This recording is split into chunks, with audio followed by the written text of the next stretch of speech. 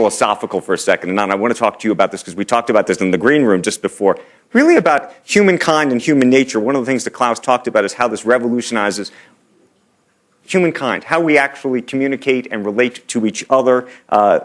In this, I think I told you, Klaus Schwab said, the revolution will not only change entire societies and economies, it stands to transform the essence of human nature and our connections because of 3D printing and super smart robots. And that becomes the relationship. What do you make of that? You know, Andrew, I used to always be puzzled when people would talk about fear of technology and change, because the evidence is quite to the contrary. Technology has only helped humanity and the quality of life. But a couple of images come to my mind which truly do scare me, and you use the word fear, and scare me for humankind, if you will. One was very recent. I was in New York, and I was at dinner with my family, and next to us there were four young girls having some kind of teen get-together, and the moment they sat down, they pulled out their iPhones, and we timed them.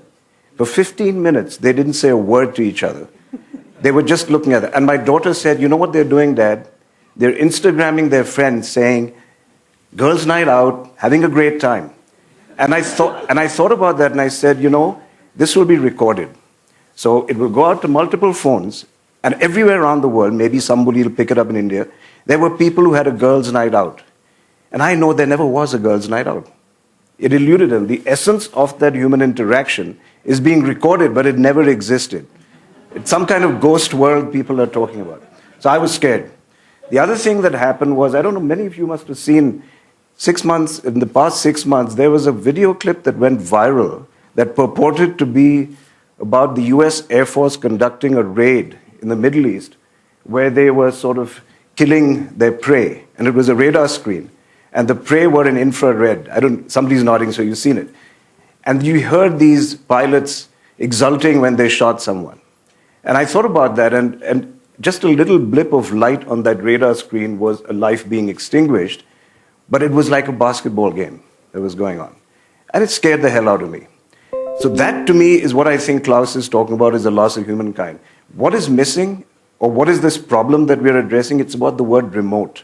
If you look at the fourth industrial revolution, we sort of idolize the word remote. Remote sensing, remote management, remote calibration. I can shut off my car, any car engine that somebody buys, I can shut it off by remote.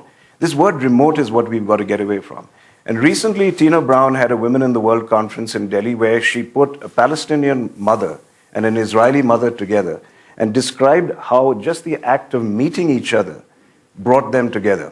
So there has to be empathy. So my point is, what we need is, how do we program not artificial intelligence, but artificial empathy?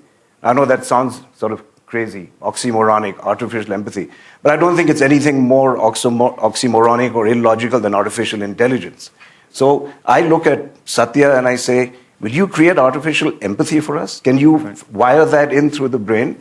And it's ironic. I am optimistic, by the way, Shell. I'm not a pessimist here, because there's Facebook that the fourth industrial revolution brought. What are they doing? They're bringing people together. They put the images of that Syrian refugee baby that washed ashore and made people empathize. So I think it can happen, but I think Schwab has done well to set this up as a choice. Right. My point is not that optimism is guaranteed. I'm sorry, I can't resist the temptation of a Star Wars analogy, but you know, the Force is a force that can be misused or used. If it's used for the good, you're a Jedi. If it's used for the bad, you're a Sith member of the Empire. I think the choice we have to make is, do we want to be Jedis or do we want to be Siths? Okay, I want to get to Zach, but I got to ask Cheryl, because you're probably responsible to some degree for interrupting